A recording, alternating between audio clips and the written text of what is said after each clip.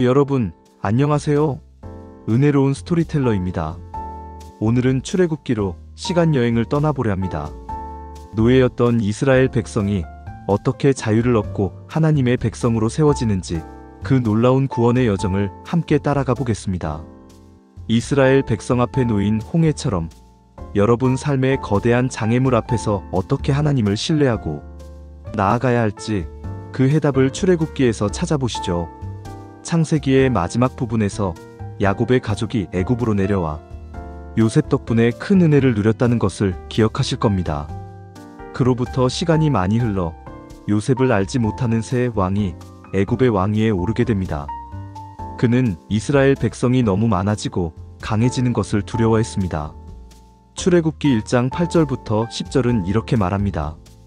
요셉을 알지 못하는 새 왕이 일어나 애굽을 다스리더니 그가 그 백성에게 이르되 이 백성 이스라엘 자손이 우리보다 많고 강하도다. 우리가 그들에게 대하여 지혜롭게 하자. 두렵건대 그들이 더 많게 되면 전쟁이 일어날 때에 우리의 대적과 합하여 우리와 싸우고 이 땅에서 나갈까 하노라 하고, 결국 바로는 이스라엘 백성을 혹독하게 노예로 부리기 시작했고 생명을 위협하는 끔찍한 명령까지 내립니다. 이스라엘의 남자아이들이 태어나면 모두 나일강에 던지라는 것이었습니다. 이 절망적인 상황 속에서 한 레위 여인이 아들을 낳습니다. 이 여인은 아기의 뛰어남을 보고 석 달 동안 숨겨 기르다가 더 이상 숨길 수 없게 되자 갈대 상자에 역청과 나무진을 바르고 아기를 넣어 나일강 갈대 사이에 띄웁니다. 바로의 공주가 목욕하러 나왔다가 이 상자를 발견하고 아기를 불쌍히 여겨 자신의 아들로 삼으니 이 아이가 바로 모세입니다. 모세는 애굽 왕궁에서 왕자로 자랐지만 자신의 동족인 이스라엘 백성의 고통을 외면하지 못했습니다. 모세가 장성한 후에 한 번은 자기 형제들에게 나가서 그들이 고되게 일하는 것을 보더니 어떤 애굽 사람이 한 히브리 사람 곧 자기 형제를 치는 것을 본지라 좌우를 살펴 사람이 없음을 보고 그 애굽 사람을 쳐 죽여 모래 속에 감추니라. 이 일로 인해 모세는 바로의 분노를 피해 미디안 광야로 도망가 40년을 양치기로 지내게 됩니다. 애굽의 왕궁에서 쌓았던 모든 지위와 권세가 한순간에 사라지는 광야의 시간은 모세를 겸손하게 만들고 하나님의 때를 기다리게 하는 준비의 과정이었습니다. 40년의 광야 생활이 흐른 뒤 하나님의 때가 이르자 모세는 호렙산에서 놀라운 광경을 목격합니다. 출애굽기 3장 2절부터 4절입니다. 여호와의 사자가 떨기나무 가운데로부터 나오는 불꽃 안에서 그에게 나타나시니라. 그가 보니 떨기나무에 불이 붙었으나 그 떨기나무가 사라지지 아니하는지라. 이에 모세가 이르되 내가 돌이켜 가서 이 큰 광경을 보리라. 떨기나무가 어찌하여 타지 아니하는고 하니 그때에 여호와께서 그가 보려고 돌이켜 오는 것을 보신지라. 하나님이 떨기나무 가운데서 그를 불러 이르시되 모세야 모세야 하시매 그가 이르되 내가 여기 있나이다. 하나님께서는 이 떨기나무 가운데서 모세를 부르시고 이스라엘 백성의 고통을 들으셨음을 알리시며 그들을 애굽에서 이끌어내라는 사명을 주셨습니다. 하나님은 자신이 스스로 있는 자, 곧 여호와이심을 밝히시며 아브라함과 이삭과 야곱의 하나님이심을 강조하셨습니다. 모세는 자신이 부족하다고 주저했습니다. 내가 누구이기에 바로에게 가며 이스라엘 자손을 애굽에서 인도하여 내리까? 출애굽기 3장 11절. 하지만 하나님께서는 분명하게 약속하십니다. 하나님이 이르시되 내가 반드시 너와 함께 있으리라. 네가 그 백성을 애굽에서 인도하여 낸 후에 너희가 이 산에서 하나님을 섬기리니 이것이 내가 너를 보낸 증거니라. 또한 모세가 백성들이 믿지 않을 것을 염려하자 하나님께서는 그의 지팡이를 뱀으로 변하게 하고 그의 손을 나병에 걸리게 했다가 다시 낫게 하는 이적을 보여주시며 능력의 증거를 주셨습니다. 입이 뻣뻣하고 둔하다는 모세의 말에 하나님께서는 그의 형 아론을 그의 대변자로 삼아주셨습니다. 이렇게 하나님께서는 모세의 모든 약점에도 불구하고 그를 사용하시기로 결정하셨습니다. 모세와 아론은 바로에게 가서 이스라엘 백성을 내보내달라고 요구합니다. 그러나 바로는 완강히 거부했고 오히려 백성들에게 더욱 가혹한 노동을 시켰습니다. 이제 하나님께서는 애굽에 10가지 재앙을 내리시며 자신의 권능을 나타내십니다. 1. 나일 강물이 피로 변했습니다. 2. 온 땅에 개구리가 넘칩니다. 3. 애굽의 티끌이 모두 이가 되었습니다. 4. 파리떼가 온 땅을 뒤덮었습니다. 5. 가축 전염병 애굽의 모든 가축이 죽었습니다. 6. 사람과 짐승에게 독종이 생겼습니다. 7. 불덩이가 섞인 큰 우박이 쏟아졌습니다. 8. 메뚜기 재앙 메뚜기 떼가 남은 소산을 다 먹어버렸습니다. 사흘 동안 흑암이 온 땅을 덮었습니다. 이 9가지 재앙은 애굽의 신들을 향한 하나님의 심판이었습니다. 재앙이 거듭될수록 바로의 마음은 더욱 강팍해졌고 그는 계속해서 이스라엘 백성에게서 벗어나지 않으려 했습니다. 마침내 마지막 10번째 재앙, 장자의 죽음이 선포됩니다. 하나님께서는 모세에게 모든 이스라엘 가족에게 어린 양을 잡아 그 피를 문설주와 임방에 바르라고 명하셨습니다.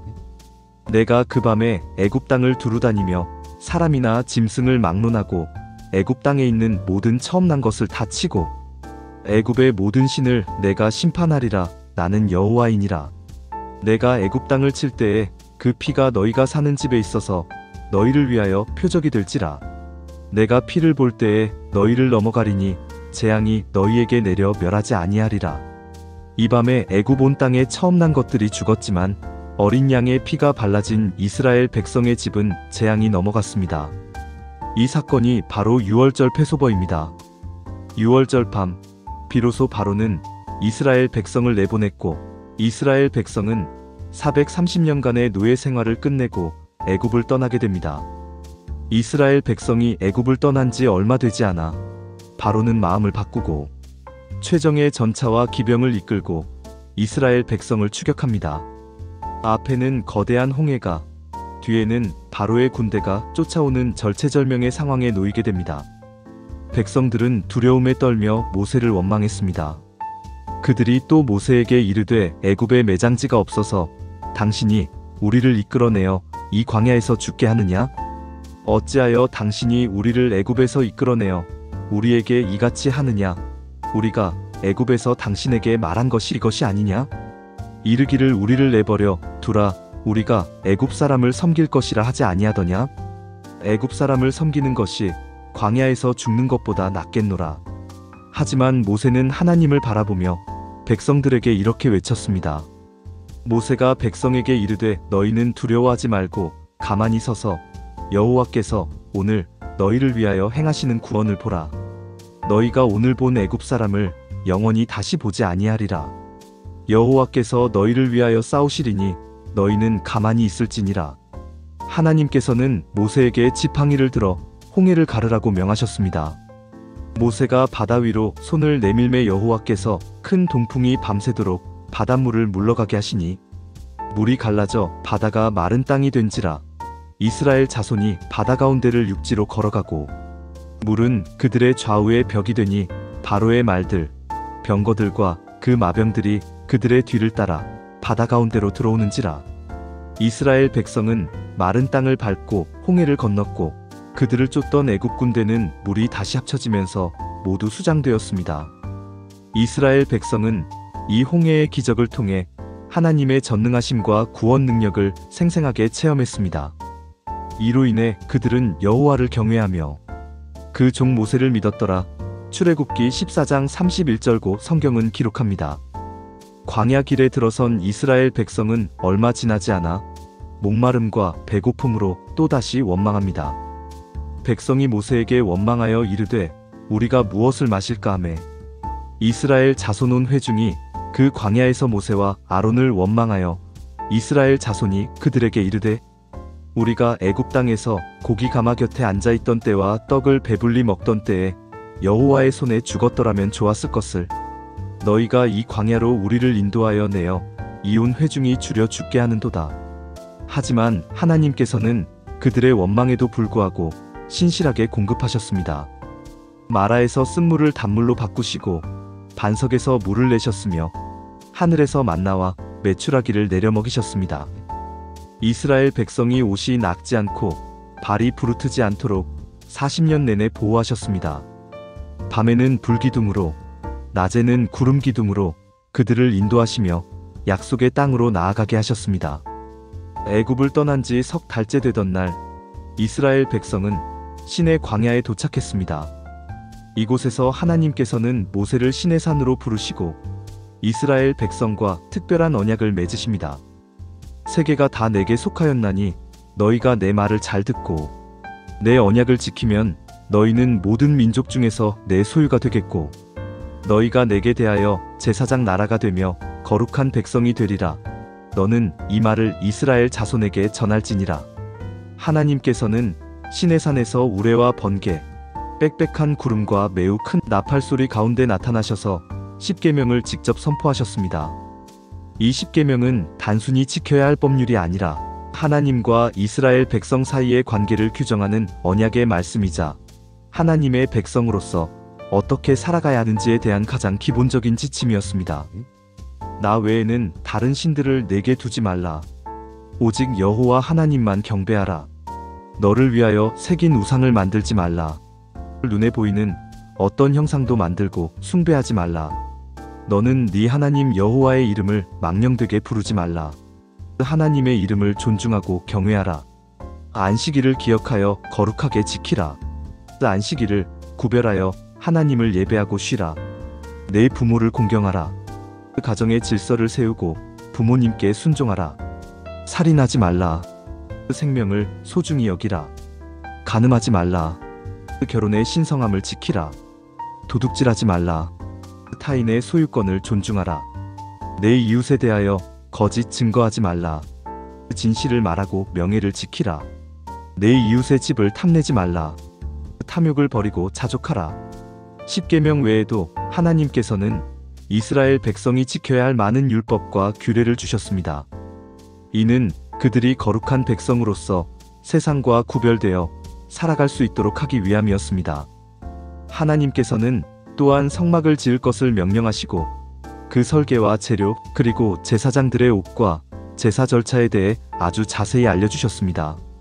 출애굽기 25장 8절에 그 목적이 명시되어 있습니다. 내가 그들 중에 거할 성소를 그들이 나를 위하여 짓되. 성막은 죄 많은 인간이 거룩하신 하나님을 만날 수 있는 처소로서 이스라엘 백성 가운데 하나님이 함께 계신다는 임재의 상징이었습니다. 이스라엘 백성은 이 성막을 중심으로 하나님을 예배하고 그분의 말씀을 들으며 살아갈 예정이었습니다.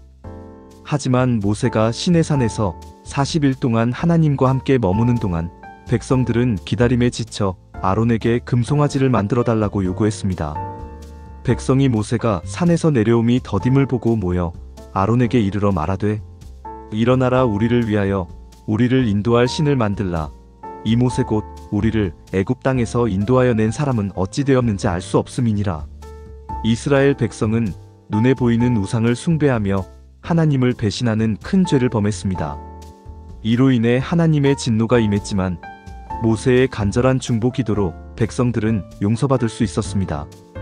모세는 다시 시내산에 올라 하나님의 용서를 구하고 새 돌판에 십계명을 받으며 언약을 갱신했습니다. 이후 이스라엘 백성은 하나님이 명령하신 대로 성막을 건축했고 마침내 성막이 완성되자 하나님의 영광이 성막에 가득했습니다. 구름이 회막에 덮이고 여호와의 영광이 성막에 충만함에 모세가 회막에 들어갈 수 없었으니 이는 구름이 회막 위에 덮여 있고 여호와의 영광이 임하였습니다. 출애굽기는 단순한 고대 이스라엘의 역사 이야기가 아닙니다. 이는 하나님께서 어떻게 죄와 속박에서 우리를 구원하시고 우리를 당신의 거룩한 백성으로 삼으시는지를 보여주는 구원의 청사진입니다. 이스라엘 백성의 광야 여정은 때로는 넘어지고 실수하는 우리의 연약한 모습을 보여주지만 동시에 어떤 상황 속에서도 신실하게 인도하시고 공급하시는 하나님의 사랑과 능력을 보여줍니다. 오늘날 우리에게도 여전히 삶의 애굽과 같은 어려움과 홍해와 같은 장애물이 있습니다. 하지만 출애굽기의 하나님은 어제나 오늘이나 동일하게 역사하십니다. 그분은 우리를 구원하시고 인도하시며 당신의 말씀으로 거룩하게 하시는 분이십니다. 출애굽기를 통해 여러분의 삶에서 역사하시는 하나님의 손길을 더욱 깊이 신뢰하게 되시기를 바랍니다. 오늘 나눈 말씀이 여러분의 삶에 큰 은혜와 깨달음이 되었기를 소망합니다. 다음 시간에도 하나님의 말씀을 깊이 탐구하는 시간으로 찾아뵙겠습니다. 은혜로운 스토리텔러 채널 구독과 좋아요, 알림 설정 잊지 마세요. 감사합니다.